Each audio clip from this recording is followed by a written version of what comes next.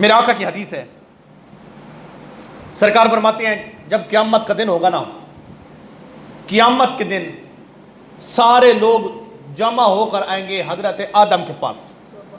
اب آدم پاک انسانوں کے باپ ہے نا، ابو البشر ہے نا، اللہ نے سب سے پہلے آدم کو بنایا نا، اب ابو البشر ہیں۔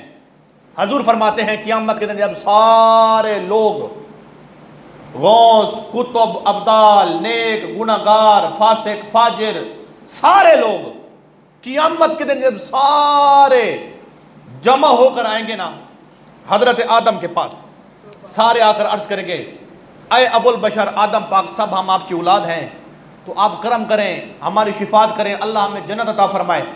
تو میرے آقا فرماتے ہیں ہوگا کیا؟ فرماتے ہیں آدم اشارہ کریں گے اذهبوا الی غیری، کسی اور کے پاس جاؤ، اذهبوا الی غیری، کسی اور کے پاس جاؤ۔ حضور فرماتے ہیں پھر وہ سارے لوگ چلتے چلتے کسی اور نبی کے پاس، وہ کہیں گے اذهبوا الی غیری، چلتے چلتے کسی اور کے پاس، کسی اور کے پاس، حضرت نوح کے پاس آ جائیں گے۔ تو حضرت نوح علیہ السلام اللہ کے نبی ہیں نا، آپ کیا فرماتے ہیں؟ آپ بھی فرمائیں گے اذهبوا الی غیری، کسی غیر کے پاس، کسی اور کے پاس۔ اسی طرح چلتے چلتے حضور فرماتے ہیں ابراہیم کے پاس آئیں گے، وہ کہیں گے اذهبوا الی غیری، اسماعیل کے پاس وہ کہیں گے اذهبوا الی غیری، اسحاق کے پاس یوسف نبی، یونس نبی، عیسیٰ پاک تک آ جائیں گے۔ اب دیکھیں تصور کریں قیامت کا دن ہے، سارے لوگ ہیں، سارے گئے آدم کے پاس، آدم نے آگے بھیجا، اس نے آگے بھیجا، اس نے آگے بھیجا، اس نے آگے بھیجا، سارے نبی کہتے ہیں اذهبوا الی غیری، اذهبوا الی غیری۔ جب حضور فرماتے ہیں سارے لوگ آدم سے لے کر چلتے چلتے چلتے چلتے عیسیٰ پاک تک آپ پہنچے گے نا، تو پتہ ہوگا کیا؟ اب حضرت عیسیٰ پاک علیہ السلام اللہ کے نبی ہیں، ان کے بعد تو مصطفیٰ کا نمبر ہے نا۔ جب عیسیٰ پاک کے پاس آئیں گے حضور فرماتے ہیں حضرت عیسیٰ انہیں کہیں گے، فرمایا سب نے کسی اور کے پاس، دوسرے کے پاس، اس نے اگلے کے پاس، اگلے کے پاس، چلتے چلتے تم میرے پاس آ گئے ہو۔ اب عیسیٰ پاک کہتے ہیں میرے بعد تو ایک نبی ہے نا، ایک ایسی ہستی ہے، اللہ کا ایسا مقرب نبی ہے، اللہ کا محبوب نبی ہے، مصطفیٰ کی ذات ہے۔ فرمایا سارے چل کے آئے آدم سے لے کر میرے پاس۔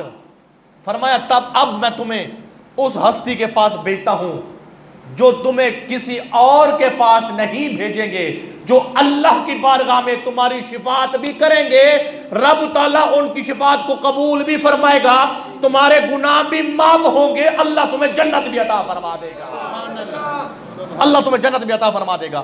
اب حضور کے غلاموں دیکھیے، حضور فرماتے ہیں پھر چلتے چلتے سارے کہیں گے نا اذهبوا الی غیری، کسی اور کے پاس، غیر کے پاس۔ حضور فرماتے ہیں جب وہ آئیں گے نا میرے پاس تو پتہ میں کیا کروں گا؟ فرماتے ہیں میں بازو پھیلا دوں گا، بازو پھیلا کر میری زبان پر ہوگا انا لہا، انا لہا، انا لہا۔ مطلب کیا ہے؟ سارے کہیں گے اذهبوا الی غیری، اور کسی اور کے پاس جاؤ۔ مصطفیٰ کہتے ہیں عیسیٰ تک آئیں گے، جب میرے پاس آئیں گے نا میں آگے نہیں بھیجوں گا، میں بازو پھیلا کے کہوں گا آ جاؤ، سارے آ جاؤ، میرے پاس آ جاؤ، میں کسی اور کے پاس تمہیں نہیں بھیجوں گا، تم سب کی شفاعت کے لیے میں حاضر کھڑا ہوں، میں تو حاضر ہوں نا، میں تمہاری میں شفاعت کروں گا، اللہ میری شفاعت کو قبول فرمائے گا۔ تو میرے آقا کے غلاموں آپ تصور کریں اس شان کے مالک ہیں میرے اور آپ کے نبی، اس شان کے مالک ہیں، اور اس لیے امام کہتے ہیں نا فقط اتنا سبب ہے انعقاد بزم محشر کا، ان کے شان کریمی دکھائی جانے والی ہے۔